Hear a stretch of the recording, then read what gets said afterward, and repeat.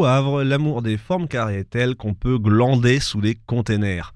La Catène de Contenères est l'un des nombreux lieux privilégiés de la glande havraise. Si le tout venant pourrait se dire que les carrés ne méritent pas autant de vénération, ça claque un peu plus quand on remet sur la table que c'est une œuvre d'art.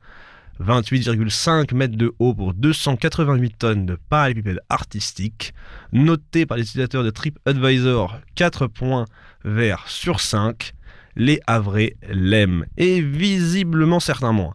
S'y joint un micro-trottoir tout à fait biaisé de 2 personnes choisies au hasard parmi mes amis pour rendre compte de cette hasardeuse dichotomie. Ça sert à rien. Ça sert beaucoup.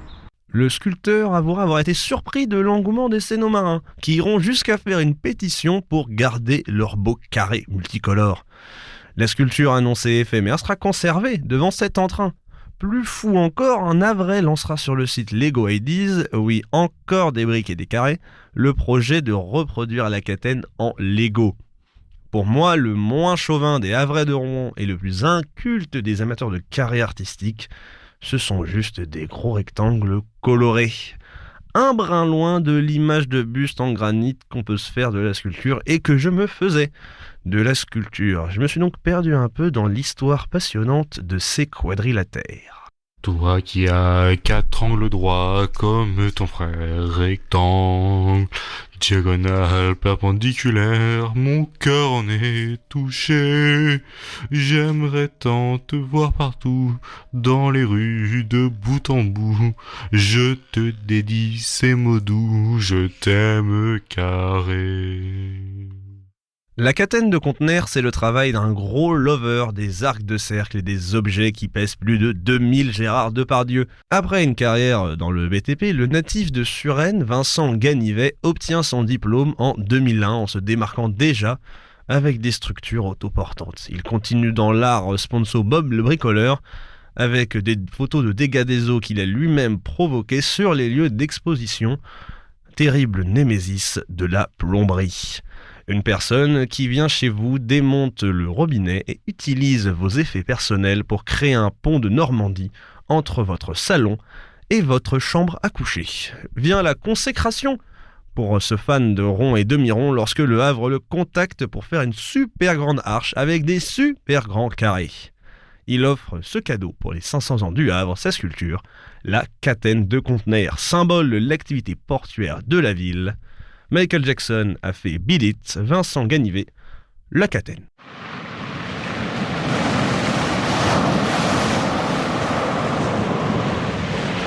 Faible de tout cela, ma question d'un culte subsiste. Est-ce que les porte-conteneurs sont devenus des stylos géants ? Le Capla est-il un nouveau courant de l'art actuel ?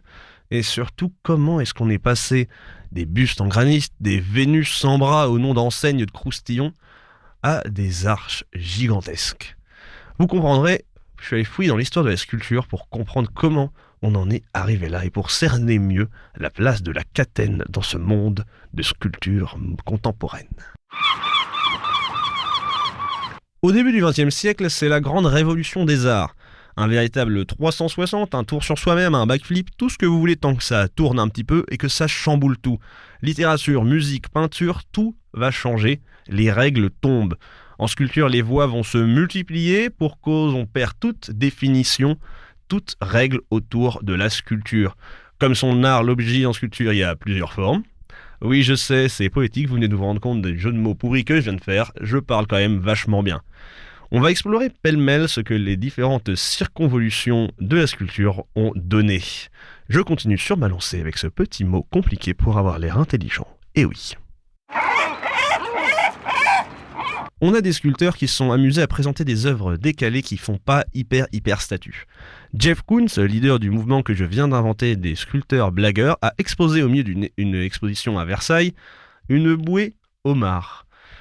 Entre les Versaillais qui peut-être devaient essayer de le manger par habitude et les anciennes gardes de la sculpture qui ont créé la polémique, Koons, en parlant du kitsch, se moque de la sacralisation des œuvres d'art. Un grand doigt d'honneur à ceux-là qui ne jurent qu'avec les bustes en marbre et les animaux en bronze, toutes ces images d'Épinal de la sculpture.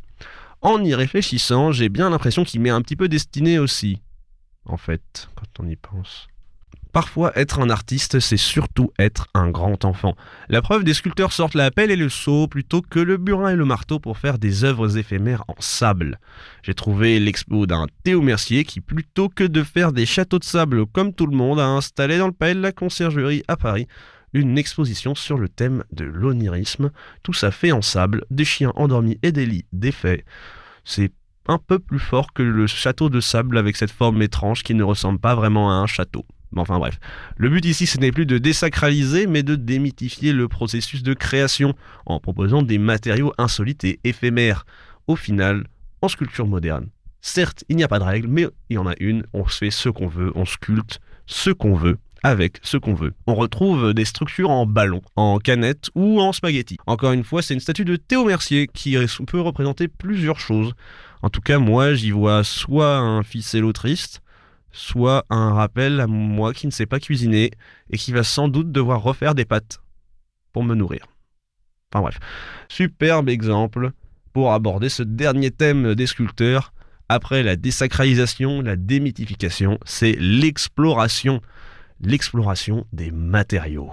Et justement, pour ce dernier thème, on peut revenir à notre catène nationale, surtout, qui rompt avec les matériaux traditionnels. Pour mieux comprendre la place de ces arcs de conteneurs, j'ai cru bon de trouver le mail de l'artiste et lui envoyer de petites questions tout à fait simplissimes. Qu'est-ce que la sculpture contemporaine pour vous ? Et la deuxième, quelle est la place de la catène dans la sculpture moderne ? À ma grande surprise, j'ai eu une réponse.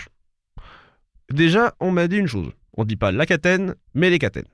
Par conséquent, malgré de nombreuses recherches et pas mal de temps passé sur le sujet, j'ai échoué à nommer correctement le sujet principal de ma chronique. Soit. Néanmoins, pour la réponse artistico-philosophique, voilà ce qu'on m'a confié. Les catènes ont ceci de contemporain qu'elles emploient un module actuel, le container, mais restent intemporelles, leur conception relevant du système ancestral de la chaînette. Là, c'était l'illumination. Enfin, pas vraiment. Toutes ces petites recherches m'ont peut-être un peu désinculté, mais bon. La catène, pardon Vincent Ganivet, les catènes, ça dépasse de loin le simple principe du rectangle à la chaîne. Littéralement, j'ai réappris le concept ambigu de l'art, faire du neuf avec du vieux. Une des images qu'on pourrait utiliser pour reprendre cette phrase, c'est qu'on trouvera toujours des réinterprétations de la vue. Une des possibles images pour avoir un ordre de comparaison avec ce que je viens de dire, c'est qu'on fera jamais de Vénus de Milo avec des bras, mais qu'on en fera toujours. À l'heure actuelle, vous pouvez voir, on en fait encore. Dommage pour elle. En tout cas, moi, je tends les miens de bras à la catène, à ces majestueux rectangles, pont entre le port et la ville, pont entre les âges de la sculpture, et sûrement, grâce à tout ça, pont entre le Havre et le monde. C'est beau, c'est beau. C'était l'Inculte, mes excuses aux experts, et à la prochaine. Toi qui as 4 angles droits comme ton frère, rectangle, diagonale, perpendiculaire, mon cœur en est touché. J'aimerais tant te voir partout, dans les rues de bout en bout. Je te dédie ces mots doux, je t'aime carré.